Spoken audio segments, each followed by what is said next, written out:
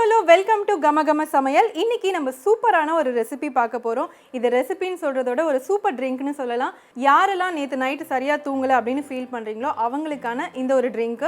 இதுக்கு பேர் என்னன்னு பாத்தீங்கன்னா கசகச மக்கானா பால். இது செய்யறதுக்கு என்னெல்லாம் வேணும் அப்படின்னு பார்த்துட்டு வந்துடலாம். பால் 1 கப், மக்கானா 1 கப், ஊற வைத்த கசகசா 2 டேபிள் ஸ்பூன், ஏலக்காய் சிறிது, நெய் 1 டீஸ்பூன், நாட்டு சர்க்கரை தேவையான அளவு, தேங்காய் துருவல் தேவையான அளவு. இப்போ நம்ம வந்து ஃபர்ஸ்ட் இந்த மக்கானாவை ஃப்ரை பண்ணி எடுத்துக்கலாம். இந்த மக்கானால கொஞ்சமா நெய் விட்டுக்கலாம். நான் முன்னாடி சொன்ன மாதிரி நீங்க வந்து வெறும்னு அதை ஸ்நாக் மாதிரி சாப்பிடணும் அப்படின்னா இந்த மாதிரி நீங்க ஃப்ரை பண்ணிட்டு லைட்டா ஒரு பெப்பர் சால்ட் போட்டு இல்ல மஞ்சத்தூள் போட்டு இல்ல சாட் மசாலா ஏதாவது போட்டு நீங்க வந்து சும்மாவே சாப்பிடலாம். இப்போ பாத்தீங்கன்னா நம்ம சேர்த்த நெய் நல்லா கோட் ஆயிட்டு நல்லா ரோஸ்ட் ஆயிருக்கு. இந்த ஸ்டேஜ்ல நம்ம வந்து அடுப்பை சிம் பண்ணிக்கலாம். இப்போ இதை ஒரு பிளேட்டுக்கு மாத்திக்கலாம்.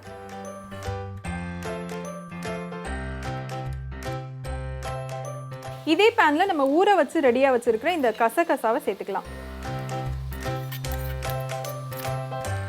இது எவ்வளோ நேரம் ஊற வைக்கணும்னு பார்த்தீங்கன்னா நம்ம வந்து ஒரு அரை மணி நேரம் 1 மணி நேரம் ஊற வைக்கலாம். இல்லைனா நீங்கள் காலையில் செய்ய போகிறீங்க அப்படின்னா நைட்டே ஊற வச்சுருங்க. இல்லை நைட்டு நீங்கள் குடிக்க போகிறீங்க இந்த ட்ரிங்க் அப்படின்னா நீங்கள் வந்து காலையிலே ஊற வச்சிங்கன்னா இது சீக்கிரமாக நல்லா அது ஒரு மெல்ட்டாக இருக்கும். இந்த கசகசா கூடவே இன்னும் கொஞ்சம் பால் சேர்த்துக்கலாம்.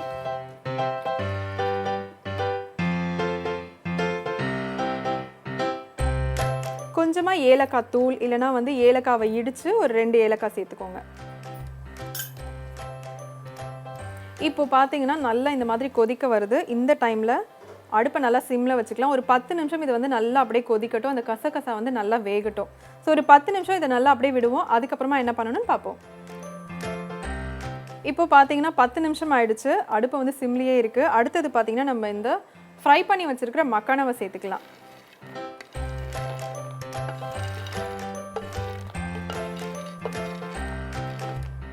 இப்போ உங்களுக்கு எந்த அளவுக்கு பால் தேவையோ அந்த அளவுக்கு நம்ம வந்து இந்த டைம்ல சேர்த்துக்கலாம்.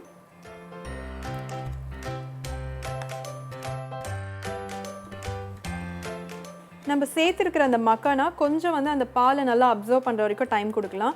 ஒரு 2லேருந்து 3 நிமிஷம் போதும். ஸோ 2லேருந்து 3 நிமிஷம் ஆயிடுச்சு. இப்போ நீங்கள் பார்த்தீங்கன்னா தெரியும் அந்த மக்கானோட சைஸ் வந்து அந்த கொஞ்சம் சாகியாக இருக்கும். ஸோ இந்த ஸ்டேஜில் நம்ம வந்து நாட்டு சக்கரை சேர்த்துக்கலாம். உங்களுக்கு எந்த அளவுக்கு ஸ்வீட் தேவையோ அந்த அளவுக்கு சேர்த்துக்கலாம். கூடவே கொஞ்சம் தேங்காய் துருவல். இப்போ அடுப்பை ஆஃப் பண்ணிடலாம். ஃபைனலாக கொஞ்சமாக நெய் சேர்த்துக்கலாம். இப்போ நம்ம டிஷ் ரெடி ஆயிடுச்சு. எப்படி பிளேட்டிங் பண்ணலாம் அப்படின்னு பார்ப்போம்.